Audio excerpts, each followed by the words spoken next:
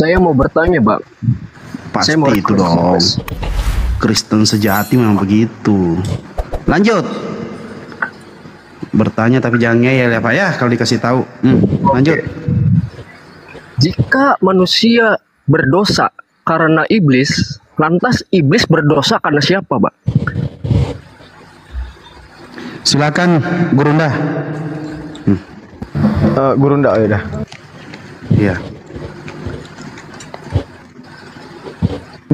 Siapa jawab, Gurunda atau boleh katanya? Gurunda, silahkan. Itu bentar, lagi jauh Anda, silakan, dapat dari mana ya? Silakan. Ganti. Anda dapat dari mana manusia berdosa karena iblis? Gimana? Coba ulangin pertanyaannya. Iya, Anda berdosa karena iblis. Terus iblis berdosa karena apa, loh? Dari mana manusia berdosa karena iblis? Itu dia. Oke, silakan Neflos, jaringannya agak merah tuh, distabilkan dulu. Jika manusia berdosa karena iblis, maka iblis berdosa karena apa? Karena hawa nafsunya. Kenapa kalau manusia berdosa nyalahin orang lain? Sudah. Ya karena kan Yesus menebus. Oke, silakan Pak Kristo. Apakah itu termasuk relevan, Bang? Sangat relevan. Enggak gini, kan jika kan di ajaran Islam itu kan manusia itu berdosa karena hasutan iblis. Nah, lantas iblis berdosa karena hasutan siapa gitu? Karena hawa nafsunya. Ada dalil yang menguatkan nggak, Bang? Ada dalil yang menguatkan nggak, Bang? Dalil yang menguatkan tentang hawa nafsu. Ada. Ya, tentang iblis berdosa karena hawa nafsunya sendiri. Oh, kalau sesuai dengan kalimat yang Anda inginkan tidak bisa dong. Nggak bisa. Kalau kalimatnya harus sesuai dengan yang Anda inginkan, nggak bisa gitu.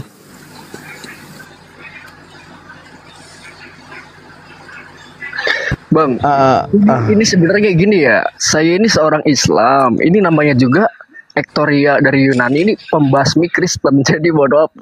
Pertanyaan saya agak keliru karena saya ini seorang mantan. Situ. Udah pas itu.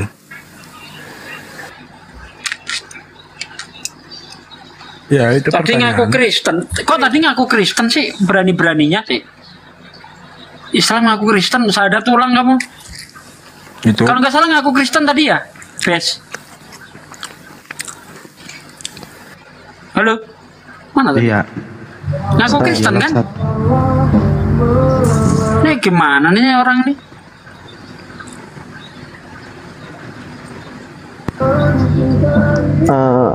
Boleh ditambahin masalah tadi? Ya silakan Bang. Nah, oke, alhamdulillah. Nah, jadi dalam Al-Quran kan penuh juga dengan yang namanya indikasi-indikasi. Itu dia mau nanya masalah framing Kristen juga. Yang masalah kan ayat berapa entah Al-Baqarah, entah Al-Maidah, saya nggak ingat lagi. Di mana ayat tersebut mengatakan seperti ini. Karena engkau telah menyesatkanku. Jadi yang di framing oleh Kristen bahwa Allah menyesatkan iblis. Cuman terjawab itu bagaimana? Terjawab gini. Pertama, Allah menciptakan iblis sebagai guru-guru malaikat dan diberikan kepada iblis itu akal dan hawa nafsu. Jadi, setelah kita membedah arti daripada akal itu bertendensi di antara ya dan tidak, melakukan dan meninggalkan. Nah, saat itu diujilah akal tersebut oleh Allah Ta'ala dengan diciptakannya Adam. Saat itu apa kata daripada Allah Ta'ala, sujudlah kepada Adam. Maka daripada ayat tersebut kita pahami bahwa saat itu akal berpikir antara ya dan tidak. Saat itu iblis memilih tidak. Begitu juga diuji kedua kalinya oleh Allah Ta'ala akal tersebut saat pengujian Adam. Jadi tendensi pertama adalah kepada ya, sujud gitu. Tendensi kedua yaitu pada Adam disuruh jangan memakan, pada tendensi tidak. Jangan ataupun tendensi larangan. Jangan memakan hal tersebut. Jadi akal manusia akan berproses makan ataupun tidak. Akhirnya Adam memilih untuk iya. Berarti menunjukkan bahwa dalam proses penciptaan awal antara iblis dan Adam, di situ ada pemilihan daripada dirinya sendiri. Jadi menunjukkan saat iblis tersesat, salahkah Allah ataupun salah daripada pilihannya sendiri. Nah, begitu juga diuji lagi oleh Allah Ta'ala, yaitu dengan adanya Hajarul Aswad. Bagaimana pengujian Allah Ta'ala dengan Hajarul Aswad? Di saat manusia itu disuruh sembah kepada, bukan disuruh sembah, disuruh menciumi batu. Itu menunjukkan apa? Di situ Allah ingin buktikan lagi bahwa apa yang kuciptakan itu semuanya ada hikmah. Dan jika kau mengklaim bahwa diri kau mulia, ini kuciptakan sebuah batu Hajarul Aswad untuk kau cium. Bahkan Umar sendiri apa dikatakan oleh Umar? Dikatakan oleh Umar, seandainya bukan Nabi yang menciummu, maka aku tidak akan menciummu. Maka ujung-ujungnya kembalilah bahwa tendensi akal itu kembali di antara pola ya dan tidak. Saat iblis memilih tidak menyembah Adam, pilihan dia Bukan menyembah, Bang. atau Bukan menyembah, bukan sujud. Ya. Nah, di saat Allah menyuruh iblis untuk sujud kepada Adam, namun iblis memilih tidak, salah iblis ataupun salah Allah? Itu sejatinya salah iblis karena diberikan.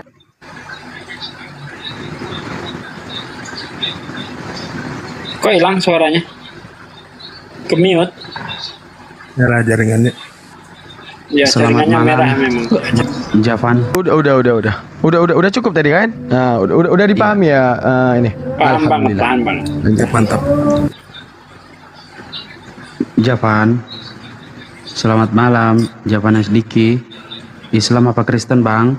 Oh, Diki orang Jawa ini maksudnya. Selamat malam, Pak. Protestan apa Katolik, Bang? Nggak tahu, Pak. Halo, Pak Diki.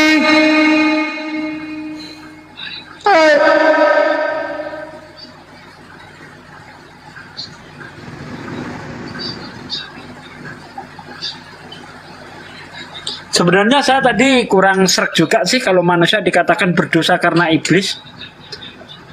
Manusia itu berdosa bukan karena iblis, Karena tapi pilihannya sendiri. manusia itu mengikuti tingkah laku iblis, mengikuti bujuk rayu iblis. Inilah yang menyebabkan dia nanti berdosa, bukan karena iblis. Kalau dia nggak ikut ya nggak berdosa, gitu. Ini noise. Malam, Wazo. Noise. Jadi Pak Ade, itu pertanyaan tadi itu masuk dalam 13 pertanyaan dasar ateis. Itu masih pertanyaan dasar. Salah satunya itu Pak Ade. Ya. Makanya tadi waktu saya dengar gini, oh ini pertanyaan jadul. Nafsu, selesai itu. Benar Plus, benar. Saya sering dengar pertanyaan ini. Cuma janggal memang pertanyaan itu tadi. Makanya saya tanya, di mana dalilnya manusia berdosa karena iblis? Alfred, perwakilan dari Yahudi bisa nggak, Bang? Pengen debat sama Bang Zuma. Alfred, naik Boleh. coba. Coba naiklah. Kalau kamu perwakilan dari Yahudi harus bisa bahasa Ibrani dong tentunya. Jangan aku perwakilan Yahudi tapi Ibrani nggak ngerti. Wah ini odong-odong namanya, Yahudi odong-odong. Coba nih. Halo, selamat malam. Halo, Protestan apa Katolik, Mbak? Hai. alhamdulillah saya mualaf bang. Masya Allah. Masya Allah. Udah nikah belum? Iya. Kapan malamnya, Mbak? Warahmatullahi wabarakatuh, Aduh, Mbak. kok diturunin sih? Udahlah, terserah lah. Lanjut. Naikin dulu kapan mualafnya tuh. Baru Iya. Kapan mau alapnya? Request Kita- lagi, naik lagi, baby. Kita korek-korek gitu loh, kan bisa jadi pelajaran untuk oten-oten yang lain.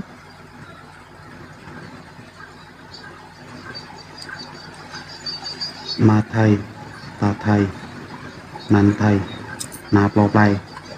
Kita coba. Sore tadi kita mensyahadatkan satu orang Buddha, satu orang lagi mantan biarawati. Masya Allah. Halo, nak tatai,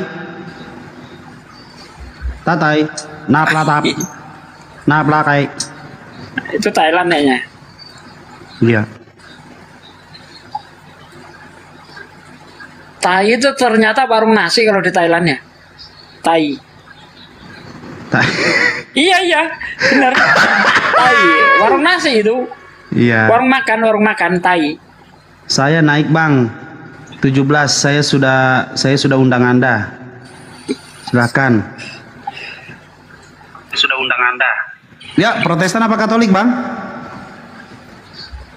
Cek. Ya. Di KTP Anda apa? Alhamdulillah saya ini Islam. Iya bang. Ibet jadi kenceng. Waalaikumsalam warahmatullahi wabarakatuh. Mana? Udah diturunin sama Ibes. Pokoknya Islam turunin gitu aja dia. Cari yang Kristen dia. Gabut, dia lagi gabut.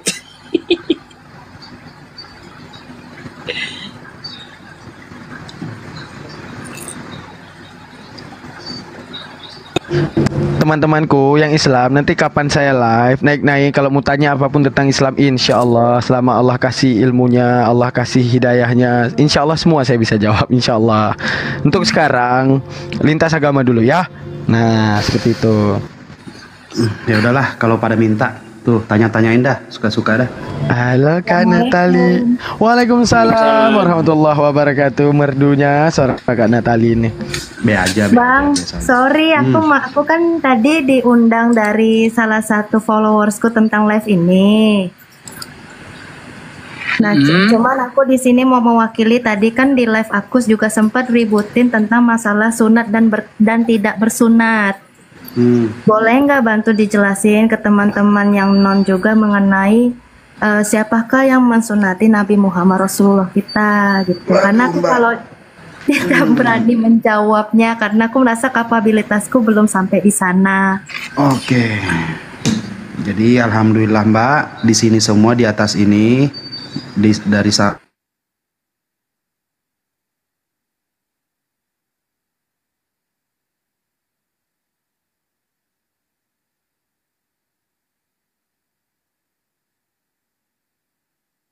di sini sudah pasti akan terjawab semua pertanyaan-pertanyaan Kristen, mau dari ujung kuku sampai ujung rambut semua akan terjawab. Paham kan Mbak ya? Iya Mbak. Terima kasih ya Mbak ya atas bantuannya. Nanti nggak jadi, istri saya belum tidur, dia lagi nonton. Yaudah Mbak, apalagi mau disampaikan? Ya itu Pertanyaannya dijawab. dia tanya. Silakan Bang Damam. Assalamualaikum warahmatullahi wabarakatuh. Jadi itu disebutkan gini, ada satu hadis Nabi tentang gini, ada satu ayat Al-Quran, ikutilah agama Nabi Ibrahim. Nah, ikutilah millah Ibrahim ataupun ajaran-ajaran Nabi Ibrahim, apa itu? Dan dalam hadis Nabi dikatakan apa? Bahwa Nabi Ibrahim itu bersunat di umur 80. Itu menunjukkan apa? Satu ayat bahwa perintah Allah untuk Nabi Muhammad itu ikut kepada Nabi Ibrahim. Nah, salah satunya ada indikasi pemahaman bahwa Nabi Ibrahim sunat. Menunjukkan apa? Ada perintah sunat terhadap Nabi Muhammad. Maka ada satu hadis Nabi lagi, apa yang dikatakan oleh Nabi, bahwa fitrah kepada lelaki itu termasuk salah satunya berkhitan. Itu menunjukkan gini, saat Nabi memerintahkan berkhitan, masa iya yang memerintahkan tidak berkhitan, kan gitu. Jadi menunjukkan yang dimintai oleh Oten ini BPJS-nya, disunat pakai apa, tanggal dan jam, itu nggak usah dijawab. Karena ibaratnya gini, mana mungkin seseorang jiwa yang mulia seperti Nabi Muhammad, ini kulub Nabi Muhammad ya, kan nggak mungkin dinampain kayak gitu. Jadi lebih baik dengan paham makna-makna indikasi saja, seperti itu tuh. Enggak, Itu dia tanya tadi, ini Bang, dia tanya Mbak Natali, kan pertanyaannya siapa nama yang menyunat? Jawabannya adalah tidak dituliskan siapa yang sunat. Itu aja. Nah, tapi Kedua, tanya balik aja Mbak, kalau begitu Anda paksa saya juga paksa Anda. Siapa nama yang sunat Tuhanmu waktu umur 8 hari? Golongan darahnya apa, alamatnya di mana, nama orang tuanya siapa? Tanya balik aja gitu, kira-kira Mbak. Sunat masal apa pribadi juga tanya gitu. Nah, mana tahu sunat masal gitu. Yang jelas saya tidak ditulis, dijelaskan namanya siapa orangnya yang menyunat. Begitu juga Tuhanmu waktu disunat. Nggak tahu siapa yang nyunat. Sama satu lagi pertanyaan yang paling sering muncul di live aku itu dari Oten. Sukanya bertanya begini, kenapa Nabi Muhammad itu istrinya sampai 4? Apakah benar Aisyah itu dinikahkan pada saat Siti Aisyah berumur 6 tahun? Ya, di mana sih Mbak live-nya Mbak? Nanti saya naik ke live-nya Mbak ya. di live akunku. Jadi kakak, di dalam narasi hadis Banabi, nah itu kan disebutkan kata-kata Banabi. Kalau saya mau buka data mungkin ribet, saya harus ambil kamus dulu. Arti bana itu membangun.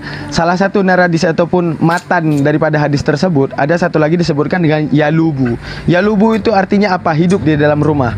Bahwa hadis itu benar-benar Hasan Sahih menunjukkan apa? Bahwa Aisyah hidup dalam rumah Nabi di umur sekian. Cuman ada satu periwayatan hadis yang mengatakan dari segi perawinya ada yang cacat hafalan. Nah, jadi menunjukkan apa? Hadis tersebut itu segi amal itu amal saya lupa namanya. Amal litasrih. Arti amal litasrih, pengamalan itu tidak boleh terlalu diamalkan. Namun hadis itu bersifat kepada sahih, tapi tidak boleh diamalkan karena dinarasikan kepada Aisyah tersebut dinikahi ditinjau daripada perang Uhud. Seperti itu, Pak. Benar. Ya, dilengkapin. Jadi peraturan dari Rasulullah, orang yang bisa ikut perang itu minimal usia 15 tahun. Nah, faktanya ketika Aisyah ketika terjadi perang Uhud dan perang Badar, Aisyah itu sudah ikut perang. Ya, perang Uhud dan perang Badar itu Aisyah sudah ikut. Tapi pada waktu perang Badar dan perang Uhud, Aisyah belum jadi istri Nabi. Ya, belum jadi istri Nabi. Berarti kalau di perang Uhud, perang Badar Aisyah ikut, berarti dia lebih dari 15 tahun. Nah. Dengan demikian Aisyah dinikahi kurang lebih 18 sampai 20 tahun. Begitu, Mbak. Nah, Aisyah, ya, anak-anak Abu Bakar itu lahir prakenabian, ya, masih di zaman jahiliyah. Nah, ada tenggang waktu antara masa kenabian sampai hijrah itu kurang lebih 13 tahun. Baru setelah itu hijrah, ya, hijrah ke Madinah. Aisyah dinikahi Rasulullah di Madinah, bukan di Mekah. Perang Badar, perang Uhud itu setelah hijrah. Jadi maka betul yang dikatakan Bang Damam tadi bahwa ada perawi yang lemah ingatannya, yaitu Ibnu Hisam kalau nggak salah.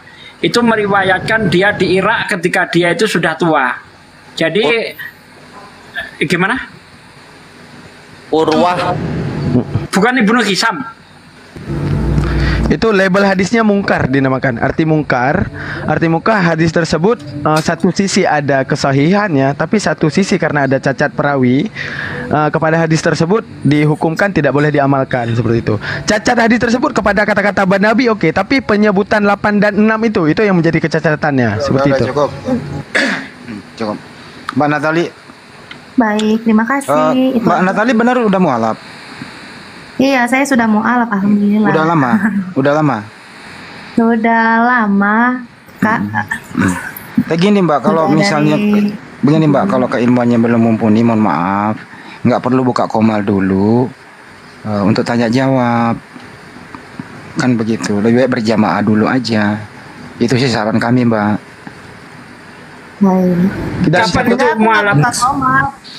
Maksudnya aku kalau di live aku kan sebenarnya kan aku menyoroti yang tragedi kasus-kasus yang viral-viral itu ya. Sebenarnya aku lebih membawa ke kemanusiaannya sih. Maksudnya kenapa harus menutup mata atas kesedihan dan kesakitan yang dirasakan sama saudara-saudara kita di Filistin dan digiring juga ke sana gitu. Oke. Itu sih Jadi Mbak cukup. Gini cukup, jangan disebutkan itu. Yang pertama begini, kalau memang Mbak mau memfasilitasi seperti itu, nanti teman-teman di sini ngefollow Mbak dan nanti akan main ke tempat Mbak kalau memang ada diskusi seperti ini dan Mbak mau memfasilitasi itu. Itu yang pertama. Yang kedua, kalau mau gabung di API, sudah pernah dengar Apologet Islam Indonesia? Mbak? Halo? Oke, next. Mute-nya. Dibuka mute-nya, Mbak. Oke, next. Oke. Kayaknya dia ini. Yaudah Mbak ya, disimak aja dulu diskusi lintas iman Mbak. Tetap rapatkan ukhuwah Islamiyah. Seperti itu Mbak. Semangat Mbak. Bismillah, Oten. Oke, selamat malam.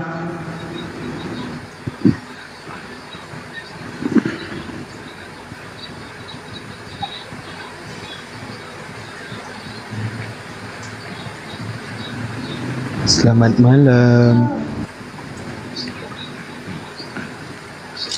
Protestan apa Katolik Bang? Nggak jelas. Itu ada Citatos tuh udah 2 hari katanya dia dibawa katanya pengen debat. Citatos namanya. Katanya udah 2 hari dia di sini. Bukannya 60 tahun.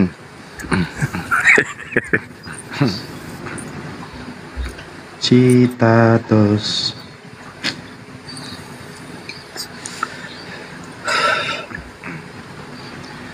Kenapa di zaman modern ini banyak orang yang nyamar-nyamar? Citatos, selamat pagi. Halo, assalamualaikum. Muslim kah? Enggak, saya pengen nanya ini bang, gara-gara. Enggak, Anda Muslim Kristen bang? Oh, saya Islam bang. Oh, Islam. Waalaikumsalam warahmatullahi wabarakatuh. Wastaga, kejam kali kau biasa orang mau nyampe sesuatu. Kali-kali ada kita bisa, dia mau jual tanah coba, tanah kapling. Iya ya Allah Mau wakaf tanah mana tahu kan? Mau wakaf. Enggak, Bu, jual tanah kapling. Aku kan makelar tanah. Gimana sih? Halo, selamat malam Kid Imperor. Waduh, dia lagi ngopi tuh. Dibawain naik kalau ngopi. Kalau naik itu cepet ngomong ya. Ini hostnya kejem ini. Parah ini.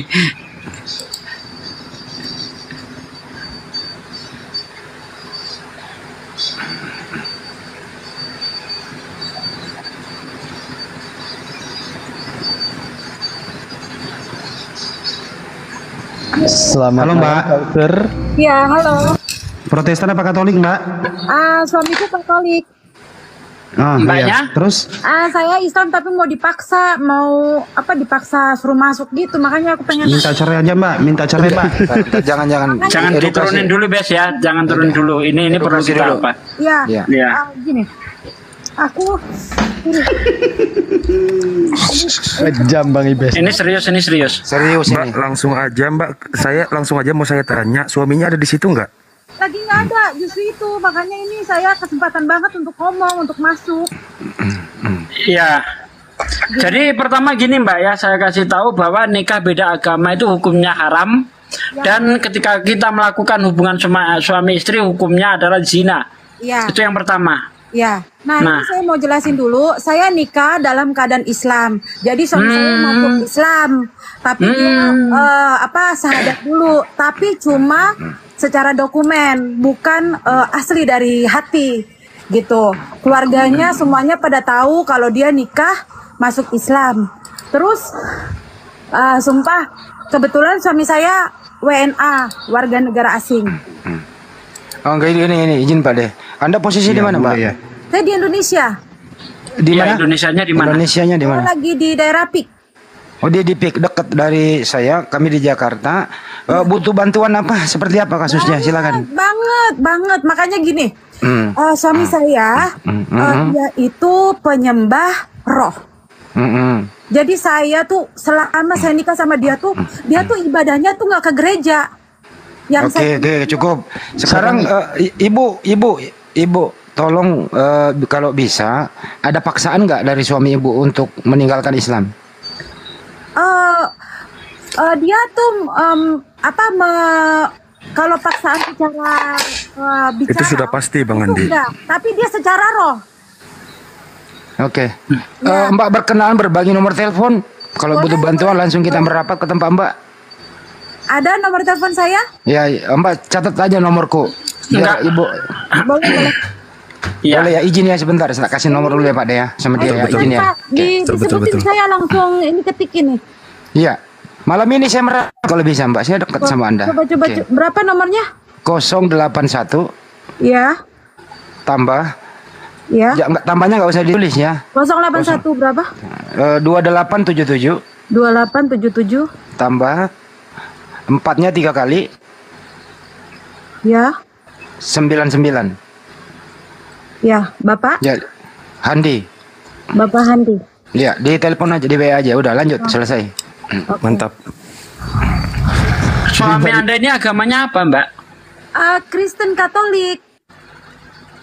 Oh. Waktu itu dia pernah berdebat sama saya. Nah kebetulan saya dari kecil itu saya kan ngaji sekolah madrasah sama bapak saya. Dari kecil itu saya selalu jadi murid teladan sampai dapat hadiah terus pelajaran kayak pelajaran tauhid, pelajaran sirah nabawiyah, pelajaran apa namanya sejarah-sejarah Islam itu saya masih ingat sampai sekarang. Nah, terus sempat waktu itu suami saya nanya, kamu itu siapa sih yang disembah? Gitu katanya. Saya bilang, Allah. Emang Allah ada? Tuhan itu nggak ada, kata dia gitu. Kata siapa nggak ada? Saya bilang gitu. Tuhan itu nggak ada. Kalau memang ada, dia nggak bakalan mengizinkan manusia dalam menderita. Loh, bukan, saya bilang. Tuhan itu ada. Yang menderita itu ya manusianya. Allah udah kasih pikiran ke manusia. Tapi kalau dia memilih menderita berarti dia nggak pakai pikirannya. Gini aja Mbak. Mbak ada indikasi pidana nggak? Ada misalnya KDRT, ada pemaksaan apa gitu? KDRT enggak, makanya saya bilang dia itu menyembah roh. Oke, masih Anda masih serumah? Satanik. Iya, saya pernah dengar Bang Zuma itu ceramah bilang kalau orang Kristen yang menyembah roh-roh itu adalah apa namanya? Satanik. Apa bukan? Satanik. Animisme. Ya, animisme. Ya. Anime. Ya. Oke. Nah, itu dia suka bawa kelonongan terus bawa ke laut. Dia suka bawa saya ke laut. Terus udah gitu dia ngomong sama roh-roh, dia panggil semua. Terus dia bilang, kamu lihat ya, nih saya mau bicara sama Tuhan saya, kata dia gitu.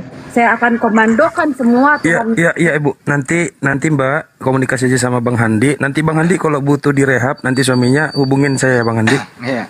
Dan kebetulan Mbak, tolong diping nomor saya ya. Abang, ini saya mau kasih tahu kebetulan ini kenapa suami saya lagi keluar itu dia lagi mau bertemu sama roh juga dan dia Iya Mbak. Itu nanti kita gini Mbak, nanti kita tes urin dulu. Kalau memang normal, negatif, nanti biar didiskusikan. Tapi kalau positif nanti langsung dibawa ke tempat saya di Kalimantan Selatan.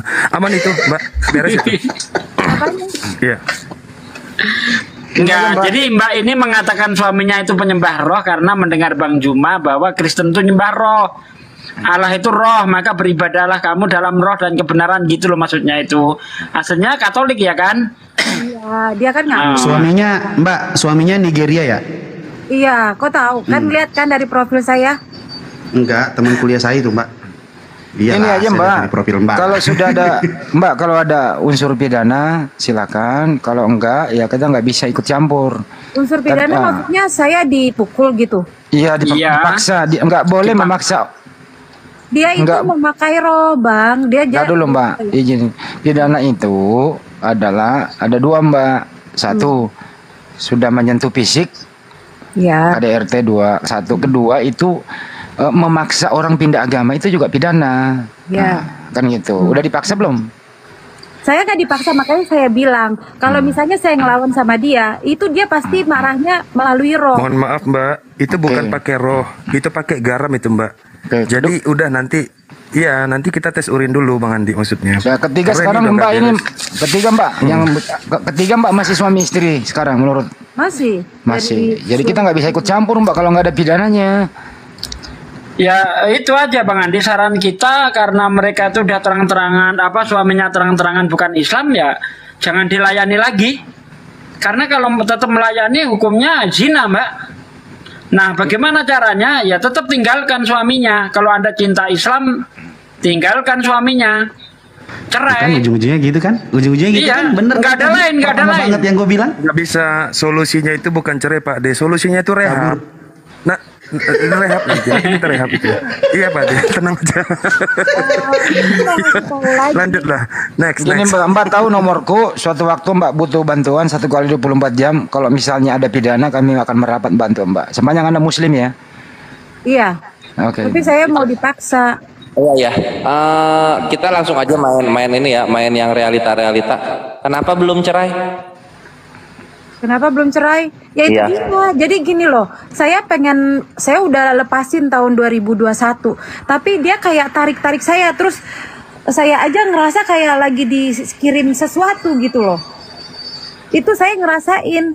Jadi kayak dia tuh Oke. Jadi takut belum cerai itu karena takut dengan apa tuh santet-santet gitu. Iya, ini aja Mbak, karena saya dengar suaranya Mbak gemeteran ngomongnya, Mbak turun aja dulu, tarik napas. Jangan, Bes, jangan. Sambil, entar dulu Ustadz Sugi, pelan-pelan nanti telepon Bang Handi langsung. Kalau Mbak masih aman di sana, telepon Bang Handi langsung yang nomor yang tadi ya Mbak ya. Sekarang di cross check coba, udah masuk belum WA-nya Bang Handi? Di ping coba Mbak WA saya. Udah saya. Di ping coba Mbak. Mbak ini kayak ketakutan banget. Saya takut karena Iya sabar ya Mbak ya. Gak usah takut Mbak. Kira-kira suaminya bisa nggak diajak ke Islam? Kalau nggak bisa tinggalkan Mbak. Nggak ada cara lain. Justru itu saya diajak ke Asefa mungkin bisa Pak De. Cuman untuk mendukung saya setiap pertanyaan yang Gak usah takut Mbak, ini negara hukum. Udah WA-nya cepetan. Gini aku mau ini ya, mau ngasih tahu dulu dikit. Jadi gini Mbak, sebenarnya yang soal apa roh-roh kayak gitu itu kan ancaman-ancaman yang nyerangnya ke psikis mbaknya gitu. Itu jatuhnya ke cowoknya manipulatif, dia main kata-kata doang. Sebenarnya nggak ada apa-apa yang terjadi. Jadi kita bisa bergerak kalau sudah ada tindakan kekerasan yang terjadi.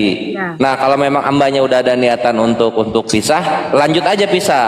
Nah, sambil jaga-jaga. Kalau misalnya terjadi, baru kontak Bang Handi. Berani Mbak? Saya ngerti, tapi begini Mbak, Bang.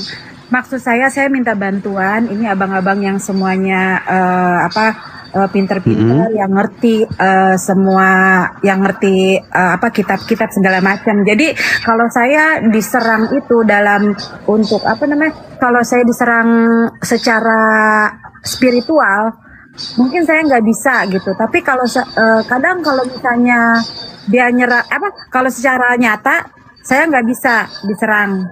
Kayak misalnya dipaksa-paksa gitu secara fisikis, saya nggak bisa. Karena apa? Saya masih bisa mikir gitu. Tapi kalau misalnya secara spiritual, itu yang saya takutin gitu. Iya. Oke. Takutnya bahasanya begini. Sedikit. Jadi gini, kalau masalah serangan-serangan yang bentuknya gaib itu ya tidak ada cara lain kecuali Anda mendekat kepada Allah. Tidak ada cara lain, perkuat ibadah Anda. Dan kalau Anda ingin mendapat petunjuk dari Allah, ingin dapat pertolongan dari Allah, jangan melanggar perintah Allah. Anda terus berdoa, minta pertolongan dari Allah. Sementara Anda terus berzina dengan dia, bagaimana pertolongan Allah akan datang? Yang pertama, hindari berhubungan dengan suami istri supaya tidak terjadi zina dan perkuat ibadah Anda. Tidak ada cara lain kecuali itu. Nah, kalau seandainya saya juga udah merasa karena dari kecil saya punya basic untuk pengetahuan tauhid, pengetahuan Islam. Terkadang kalau misalnya saya udah mulai takut dengan serangan spiritual dari dia, saya lari ke Allah, saya sholat segala macam. Nah, setelah itu saya kembali lagi seperti saya tuh kayaknya udah ada kekuatan gitu.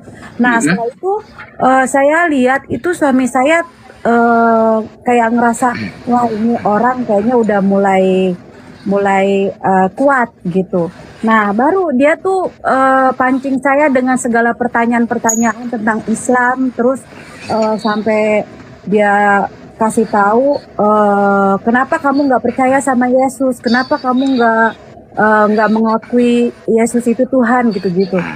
Terus sampai akhirnya di situ dia udah mulai nanya-nanya itu, pengetahuan saya jawab secara seingat saya waktu kecil sampai saya bilang seingat saya waktu saya kecil saya pernah belajar kalau Yesus itu adalah Nabi Isa dan sampai waktu itu saya pernah diajarin juga sama Ustadz kalau waktu Nabi Isa dikejar sama musuhnya untuk dibunuh, Allah mengangkat Nabi Isa ke langit dan Allah menggantikan seseorang yang mirip dengan Nabi Isa, dan itulah Nabi Isa yang dianggap orang Kristen itu sebagai Yesus sampai sekarang. Ya, jadi gini Mbak, kalau Anda tidak menguasai kristologi, Anda akan susah untuk melawan itu, ya kan?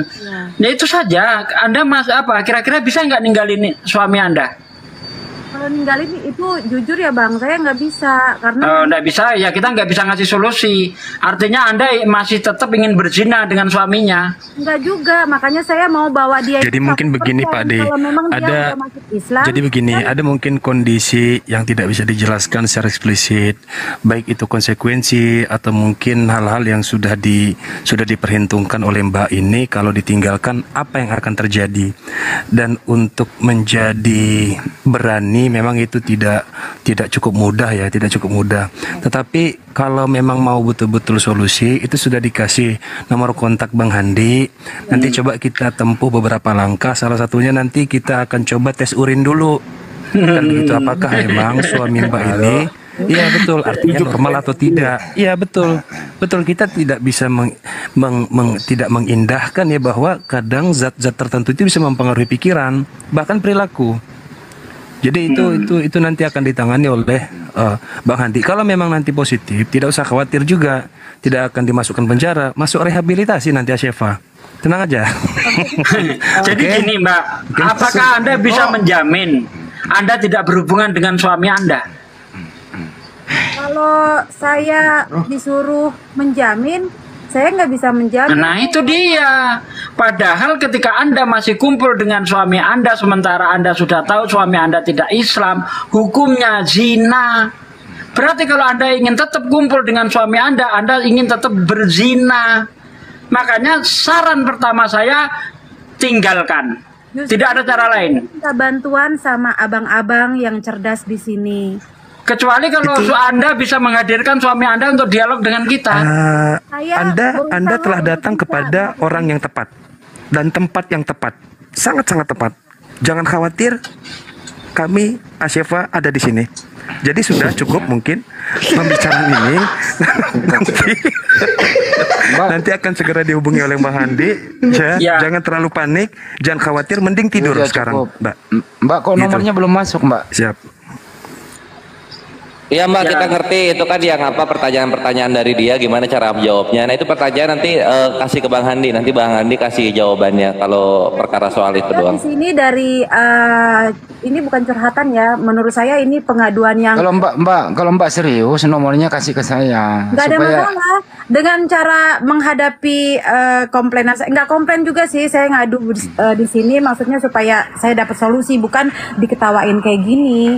Apalagi 80 Mbak, dari cerita Mbak, 80% saya yakin itu positif hasilnya. 80%. Gak apa-apa. Boleh, ayo kita adakan tes urin. Gak apa-apa. Nanti biar difasilitasi oleh Bang Handi. Siap. Nanti komunikasi aja. Aman Mbak, beres. Siap. Iya Mbak, ya, nanti Mbak kembali lagi ke sini ketika Mbak sudah berani untuk menentukan perpisahannya, karena solusinya memang keras. Harus tapi berpisah. Itu satu-satunya cara yang menyelamatkan. Tidak ada cara lain. Anda harus berpisah, pertama untuk menghindari Anda zina. Ya, kedua untuk menghindari Anda jadi murtad. Tunggu saat. Kalau saya apa? Suami saya, apakah abang-abang ini bersedia untuk membawa suami saya ke Islam? Kita tidak punya kemampuan untuk memberi hidayah, Mbak. Jangankan ke Islam, kita Mbak. hanya jangankan bisa ke Islam, Mbak. Ke Asyefa Kalimantan aja kita siap. Bentar. Kita itu hanya bisa menyampaikan, soal hidayah itu hak Allah. Kita nggak bisa menjamin. Atau memberikan keyakinan kepada suami saya. Iya. Dengan pertanyaan-pertanyaan dia yang mungkin saya nggak bisa jawab dan pastinya abang pasti semua pada bisa jawab. Siap. Ya kita ngerti maksudnya. Jadi hidayah itu datang dari Allah. Nah, kesempatan untuk berdialognya nanti obrolin sama Bang Handi. Kalau suaminya mbaknya siap untuk berdialog dengan kita, kontak Bang Handi kapannya. Nanti kita sediakan tempat dan waktunya. Gitu paling Mbak. Suami Mbak bisa bahasa Indonesia? Seandainya saya tanya nih, seandainya suami Anda nggak mau masuk Islam, apakah Anda tetap mau bersama suami? Suami saya udah syahadat. Iya, tapi sekarang kan kafir lagi, Mbak. Udah murtad dia. Kabarnya orang Islam yang dia Islam KTP tapi dia nggak tahu apa-apa. Iya. Tapi begini ya Mbak bentar, ya. sedikit Bang Neplos, sedikit. Iya. Walaupun dia Islam KTP, tetapi dia tidak menyatakan diri bertuhan dengan Tuhan yang lain, itu masih bisa kita anggap Islam. Tetapi kalau dia sudah melecehkan Islam, ya kan, dia menyembah yang lain, ya itu bukan Islam lagi, jatuhnya kafir. Walaupun syahadat 1000 kali, jatuhnya kafir, Mbak. Terus apa kabarnya dukun-dukun yang dia percaya roh-roh tapi di KTP Islam? Waduh, itu udah beda lagi pembahasannya Mbak. Udah makanya Ustaz ini sebenarnya Anda nggak butuh solusi sepertinya ini. Itu makanya saya bilang gini. Solusi saya untuk bercerai. Betul Mbak. Iya, tadi itu Islam. Pak D. Islam begitu. Untuk Betul. membenarkan suami saya atau memperbaiki suami saya. Saya enggak, jadi gini aja Mbak. Simple tadi solusinya sudah dapat. Itu nanti komunikasikan saja dengan Bang Handi. Kalaupun mau dialog nih, Mbak kan bilang begini tadi, saya belum tentu bisa jawab. Ya saya minta bantuannya, mohon guru-guru atau orang-orang yang ada di sini bantu saya supaya bisa dia berdialog dengan tuan-tuan yang ada di sini, kan begitu ya? Gini itu aja, diterima. Sebentar Bang Handi, sedikit lagi. Itu sebentar Bang Handi, sedikit lagi. Nah itu diterima, tapi syaratnya satu, tes urin dulu. Oke, cukup gini aja Mbak. Kalau dia tidak bersedia, berarti indikasinya Terakhir yang bermasalah suami Mbak. Oke, nomor saya udah tahu. Kalau dia ingin diskusi, silakan hubungi saya. Cukup ya? Tuhan loh dari saudara-saudara saya sendiri loh yang sesama Islam. Saya ulang Mbak, saya ulang nih, dengerin bahasa Indonesianya ya. Harus tes urin. Mbak, tolong Mbak dengerin dulu lah. Yang bermasalah suami Mbak.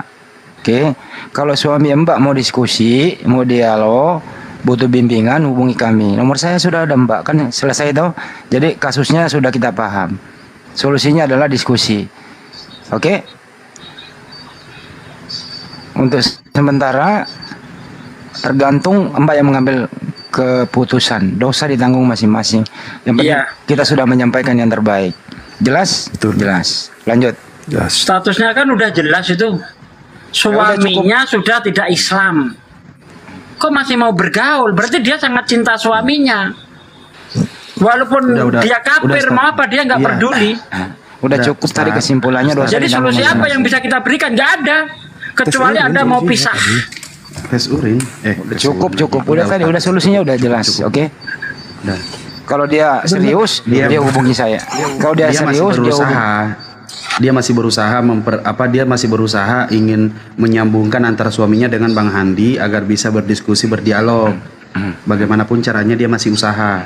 Begitu. Kalau langsung agak kesimpulannya adalah kalau dia serius, dia hubungi saya akan datangin suaminya, diskusi di mana, di warung kopi kan, di mana kan, begitu.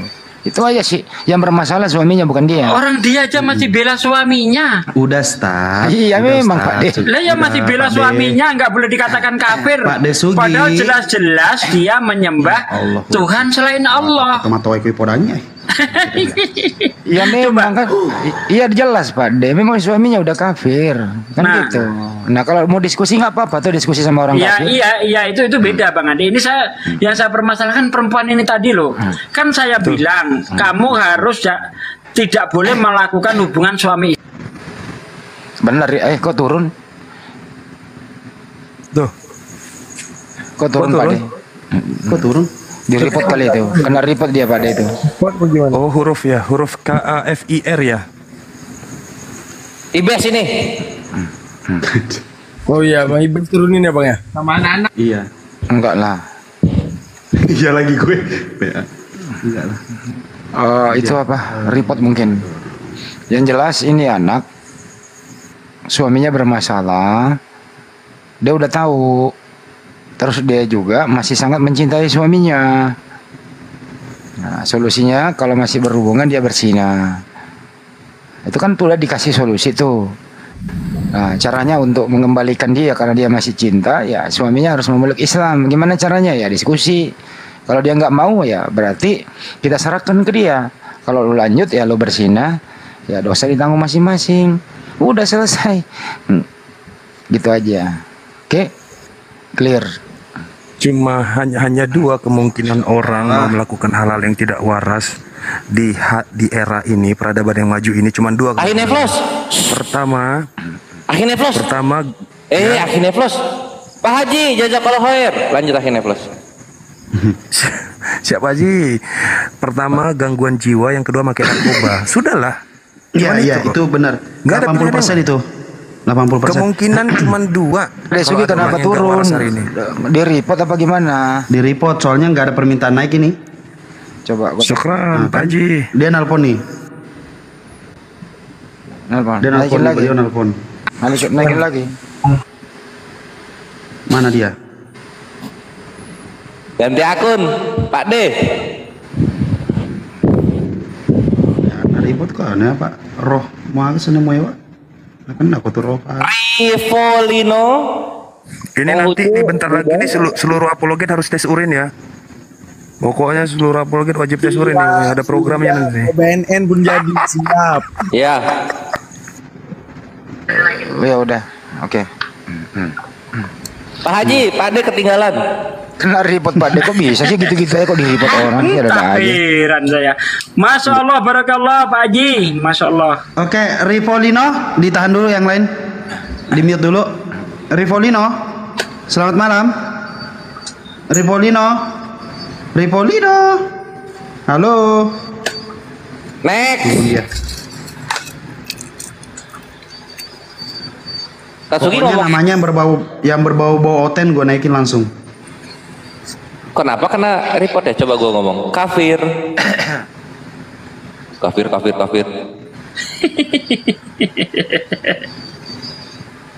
Halo. Kok ini? Kok beda ya naik? Lah. Kenapa oten-oten ini pada kepanasan? Turunin aja Sugi, males banget ada Sugi ini kafir ngapain ini kepanasan nih? Kalau Islam kan punya adab dia. Nah itu berarti bukan Islam, dia kafir. Iya, izin dulu Ustadz. Lanjut. Halo, selamat malam Viaksim. Halo. Hai, selamat malam. Wedus.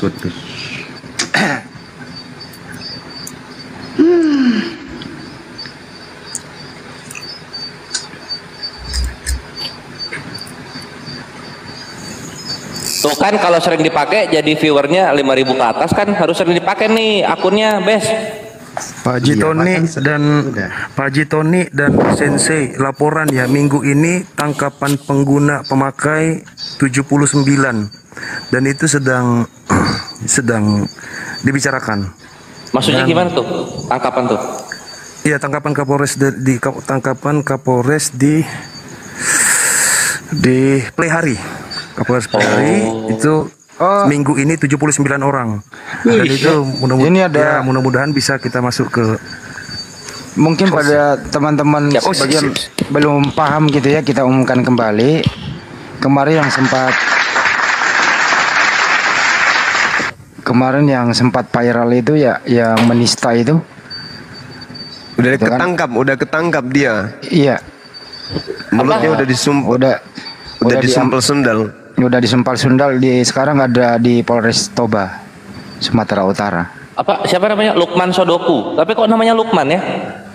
Kurang paham ya namanya, yang sangat provokatif itu. Lukman, aduh. Lukman apa ya? Ini pelajaran buat Anda semua ya, yang suka monolog, bikin piti-piti menghujat. Oh, Lukman Dolok Saribu. Iya, itu dia. Itu tanpa ada laporan lo ya. Ini bukan dilaporkan tanpa ada laporan. Itu cyber langsung yang bergerak. Kurang lebih begitu. Begitu api tahu karena meresahkan masyarakat langsung. Di mana dia? Sumatera atau Papua jadi? Polres Toba. Sumatera. Itu Bang berapa kali 24 jam itu keciduknya? 2 kali 24. Beuh, mantep banget.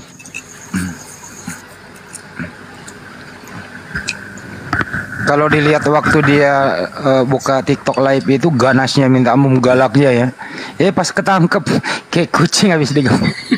Kucing ya. Masih ada yang mau menyusul kayak gitu? Kira-kira masih ada nggak yang mau menyusul kayak gitu? Ada yang mau menyusul nggak, Oten? Ayo silakan. Tahanan Polres masih kosong. Masih mau kau menghujat? Mungkin next Fatul itu mungkin. Bentar Bung Ipis. Bang Juma sama Pak De semuanya ada salam dari beliau tadi teleponan. Siapa? Siapa Bang? Yang di Trunojoyo. Masya Allah. Salam kan balik. Tadi yang di Trunojoyo. Ya tadi saya di kantornya. Saya tadi di kantornya Pak Alamsyah sama Pak Duka, kantor Pak Alamsyah di Cempaka Mas. Terus kemudian saya coba telepon, udah video call lah, gitu. Itu kira-kira laporan. Tadi video call juga sama Bang Alam Said. Oh ini yang tadi ngakak dia. Oh ini yang baru saya mengucapkan syahadat kembali tadi ya, yang saya bimbing tadi ya. Waalaikumsalam warahmatullahi wabarakatuh. Mbak Maria. Waalaikumsalam. Izinnya bentar Ustadz. Silakan mumpung ada Bang Juma. Aku mau tanya kan sebelum tadi kan cuma syahadat ulang tuh. Nah maksud aku sebelum pada tahu aku syahadat ulang kan sebenarnya aku udah Islam kan.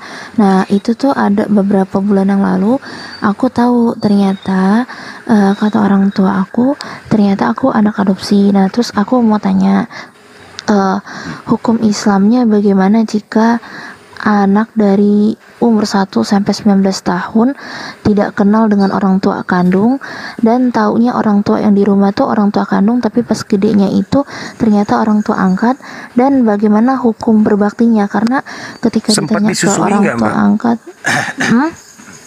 sempat disusui nggak? Kalau ditanya-tanya sih katanya enggak, cuman sempat juga bilang katanya ini enggak enggak kenal dengan orang tua kandung asli gitu. Cuman aku kurang paham juga sih kalau misalkan ada yang disembunyiin atau apa, kurang tahu juga. Cuman sempat menjadi pertanyaan apa hukumnya karena jatuhnya aku tidak bisa berbakti ke orang tua asli gitu. Dan selama 19 tahun itu non muslim baru di umur 19 tahun itu juga kan di tahun 2020 kemarin kan baru memeluk Islam. Nah jadi aku juga nggak tahu agama aslinya apa gitu. Itu aja sih yang pengen ditanya. Jadi hukumnya gimana itu? Silakan lagi Juma. Hukum apa ini? Hukum apa yang ditanyakan? Sunat perempuan guru deh. Sini ada bukan. Apakah dia itu wajib berbakti atau tidak terhadap orang tua angkatnya gitu bukan loh. Bukan itu Pak Ustadz, bukan. Maksud aku dari umur 1 sampai 19 tahun aku kenalnya kan sebagai anak tunggal di sini, anak kandung gitu. Cuman setelah aku mualaf ini beberapa bulan yang lalu lah sebelum tadi sore, karena kan yang orang tahu kan aku barusan masuk, tapi kan aku udah Islamnya itu kan udah lama, maksudnya itu sekitar mungkin kira-kira Januari itu ada sempat orang tua tuh jujur kalau aku tuh bukan anak asli gitu loh maksudnya. Terus? Iya terus? Kok ke mute? Jangan di mute terus. Oh sorry karena aku pengen tanya aja, jatuhnya udah dikasih tahu jujur kayak gitu, berarti kan orang tua yang di rumah udah bukan kandung, bukan seagama lagi. Nah terus aku juga tidak kenal dengan orang tua yang kandung. Nah hukumnya apakah aku gimana cara? Oh iya. Berarti begini Sensei, gitu. Hukumnya itu apa saja yang diperbolehkan dan tidak diperbolehkan antara hubungan anak adopsi dengan orang tua angkat begitu, Sensei. Karena juga kan orang tua kandung kan, bukankah kita diwajibkan juga untuk berbakti, sedangkan aku nggak kenal siapa mereka gitu loh. Ya, itu Sempat ada jadi batasan-batasannya Mbak pertanyaan. nanti ada batasan-batasannya mahram dan muhrim. Itu nanti ada batasannya, itu dijelaskan oleh Sensei. Oke, siap.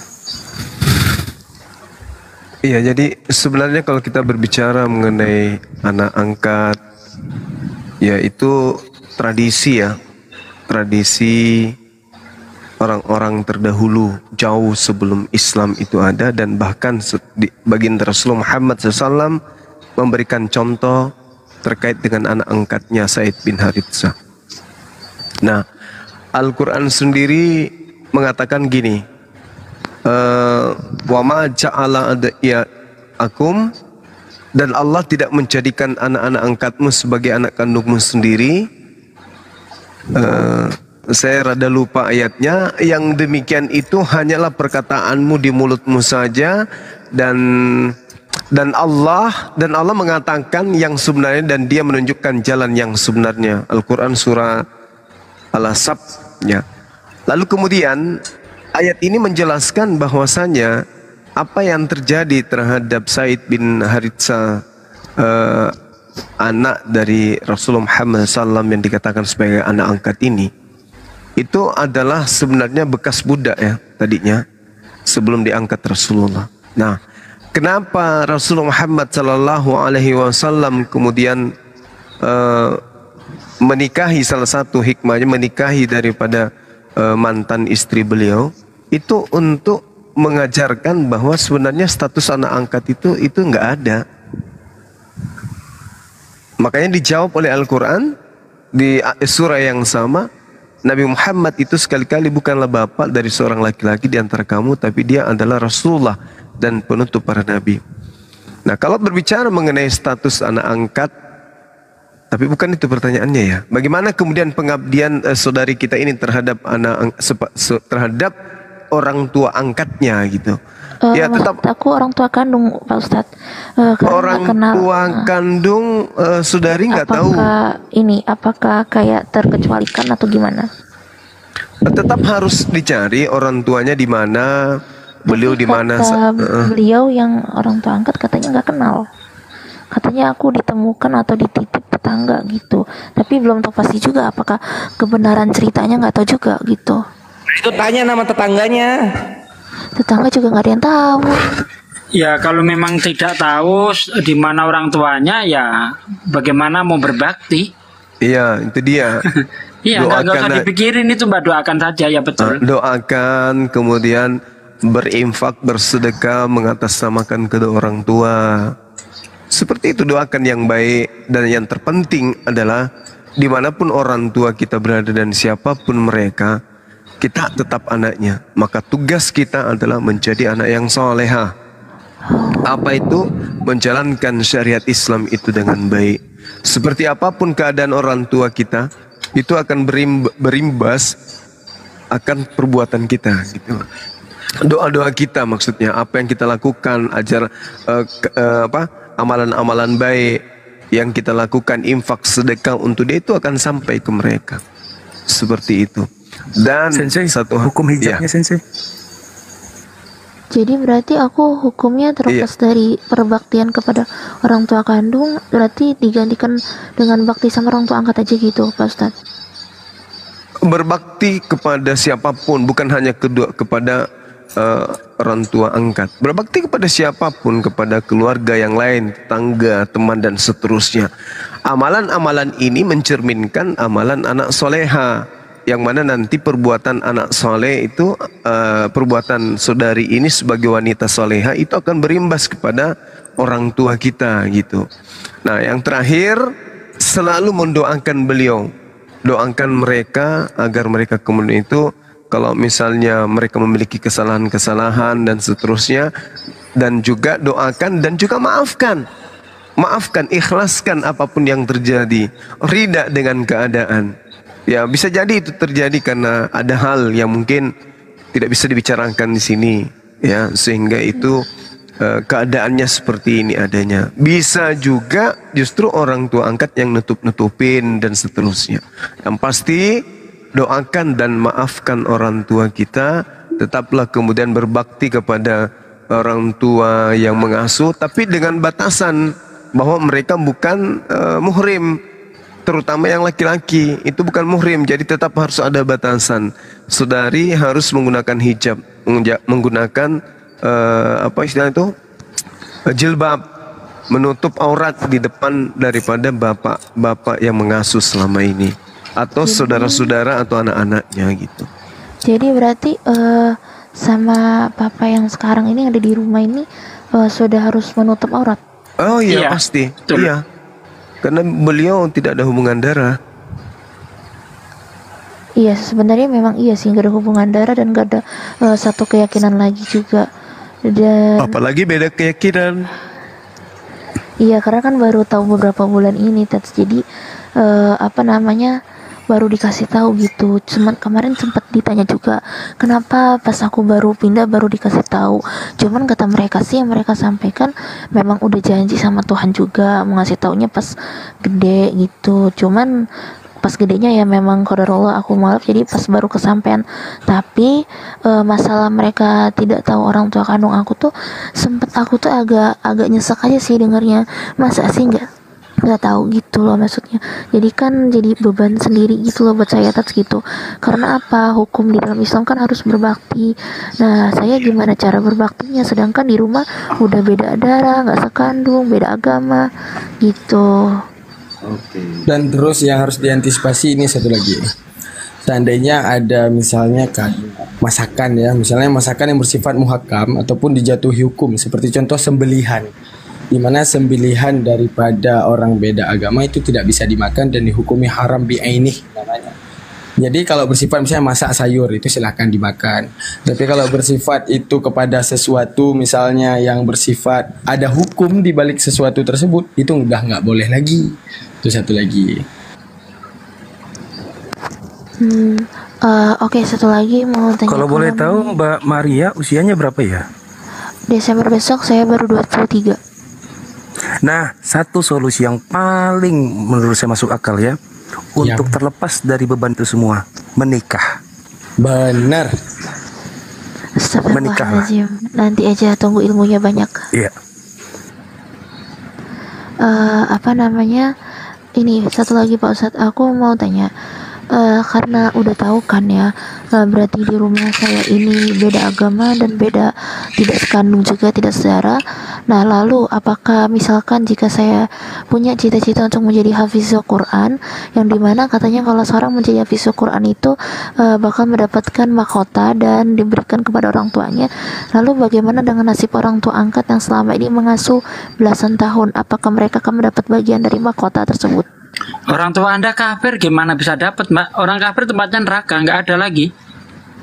Enggak, maksud aku tuh apa diganti di dunia apa gimana gitu, yang orang tua kandung. Bukan yang ini, yang di sini yang iya, nggak dapat, Mbak, nggak dapat. Oh, berarti kalau misalkan aku menghafal Al-Qur'an berarti jatuhnya ke orang tua kandung meskipun nggak kenal gitu. Iya. Apalagi orang tua Anda kafir kan? Yang orang tua angkat kan? Iya. Ya nggak dapat. Orang kafir itu udah jelas tempatnya neraka. Innalladzina kafaru min ahlil kitabi wal musyrikina fi naril jahannam khalidina fiha ulaika hum syarrul bariyah. Orang kafir itu udah ditetapkan tempatnya. Jadi nggak ada ini nggak nyambung ke sana, Mbak. Iya siap Ustaz. Tapi seandainya misalkan jika mereka qadar Allah diizinkan Allah untuk bersama aku menjadi seiman gitu, tapi tetap beda saudara gitu, tetap dikasih.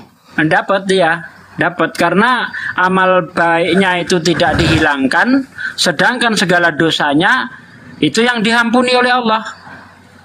Dapat dia.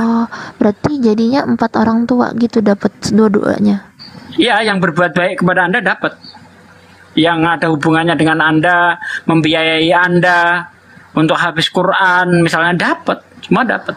Karena gini Tas, aku sempat ada cita-cita gitu pengen menghafal, cuman sempat tersendat karena ia kendala dengan kondisi latar belakang keluarga, takut apa ya ini kalau ngafalin apa ya gak bisa berbagi gitu loh, maksudnya gak bisa memberi kejutan, memberi hadiah gitu, pengen kayak orang-orang gitu. Hadiah terbesar dan bayaran yang setimpal untuk kebaikan orang tua angkat itu cuman satu, perkenalkan mereka dengan Islam. Itu bayaran yang paling setimpal. Masya Allah. Serius, itu bayaran yang paling setimpal. Perkenalkan, kalau dengan uang, dengan tenaga itu nggak mampu membayar kebaikan mereka. Tapi yang mampu membayar kebaikan itu hanya Allah Subhanahu Wa Taala. Perkenalkan mereka dengan Islam. Cuman itu satu-satunya. Ya, jadi gini Mbak, ketika Anda ingin menghafalkan Quran, jangan karena manusia, tapi lakukan itu karena Allah. Jangan hanya karena nggak bisa berbagi dengan orang tua angkat, lalu Anda kendor, salah itu. Yang betul bagaimana lakukan atas pengabdian kepada Allah. Inna sholati wa nusuki wa mahyaya wa mamati lillahi rabbil alamin. Ya, sesungguhnya inna sholati sholatku wa nusuki dan ibadahku wa mahyaya dan hidupku wa mamati dan matiku hanya untuk Allah saja. Tidak ada untuk orang yang lain, tidak ada. Ya, ya siap Ustaz. Berarti misalkan nih, kalau misalkan sudah diganti niatnya karena Allah, apakah bisa ditambahnya niat supaya bacaan Al-Quran itu menjadi daya ketertarikan buat orang tua angkat yang selama ini mengasuh? Itu motivasi saja, jangan dijadikan niat. Untuk memotivasi boleh, niat hanya karena Allah. Maksud aku tuh kayak apa ya, kayak jarak itu loh, kayak apa sih, apa lupa lagi, kayak wasilahnya gitu maksud aku. Iya, supaya dapat hidayah. Lantunkan dan perdengarkanlah. Insya Allah Allah Maha Besar. Itu ayat Allah itu. Ayat Allah itu ayat yang sangat besar. Jadi lantunkan saja. Lantunkan saja. Selebihnya berserah diri kepada Allah Subhanahu Wa Taala. Begitu. Lantunkan saja di rumah. Insya Allah, mudah-mudahan. Oh yes. Udah Mbak Maria. Terima kasih ya atas waktunya Mbak Maria. Oke, besok lagi ditanyanya. Oke. Ya. Terima kasih. Sama-sama. Ya, sama-sama Mbak.